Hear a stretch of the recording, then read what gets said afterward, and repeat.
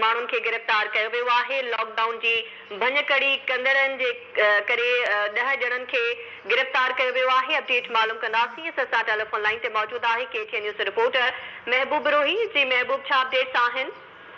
जी शहबारो, ठटे में भी मुकमल तौर ते लॉकडाउन जे ऐलान जो टाइम पीरियड है 12 खां 3 वगे ताईं।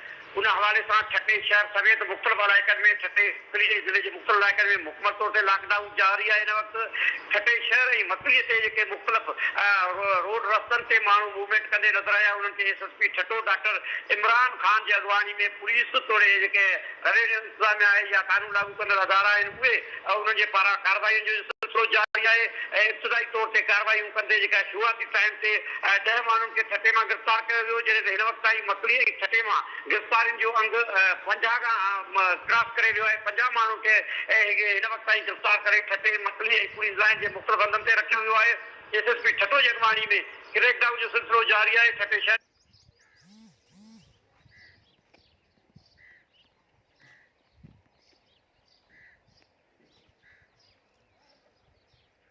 जी अॻवानी में पुलिस मुख़्तलिफ़ हंधनि ते हिन वक़्त ताईं क्रैकडाउन जो सिलसिलो जारी है।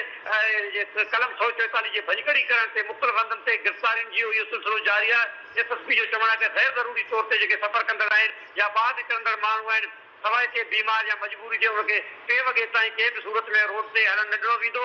ठटे शहर जा दाख़िली ख़ारिजी रस्ता समूरा बंदि कया विया आहिनि। साॻी रीत ठटे ज़िले सां लॻंदड़ जेके दाख़िली ख़ारिजी रस्ता आहिनि, जेके हैदराबाद, कराची ऐं बजीर वारे रूट खां लॻंदड़ क़ौमी शाहराह आहिनि, उन्हनि खे ब्लॉक कयो वियो आहे त जीअं माण्हुनि जी चुरको खे महदूद करे सघिजे। ऐं रोड रस्ता जिते वीरान आहिनि उते शाही बाज़ार ऐं गलियूं उन्हनि ते रश न हुजण जे बराबरि आहे ऐं माण्हू घरनि ताईं महदूद बढ़ियल आहिनि। जी महबूब रोही, अपडेट लाइ अवां जी वॾी महिरबानी। अवां खे ॿुधायूं पिया त सिंध हुकूमत पारां अॼु जुमे ते ख़ासि तौर ते सुबुह खां 12 वगे खां 3 वगे ताईं मुकमल तौर लॉकडाउन जो फ़ैसिलो कयो वियो हो। जुमे जी नमाज़ ते इज्तिमाउनि ते पाबंदी लॻाई वई हुई। 3 खां 5 खां 4 माण्हू जेके आहिनि उहे जुमे नमाज़ जे इज्तिमाउनि में वञण जी इजाज़त ॾिनी वई हुई, पर उन बावजूद बि माण्हू अॼु गैर ज़रूरी ॿाहिरि निकिरी रहिया आहिनि ऐं ठटे में गिरफ़्तारियूं पेश आयूं आहिनि। 10 खां वधीक माण्हुनि खे गिरफ़्तार कयो वियो आहे।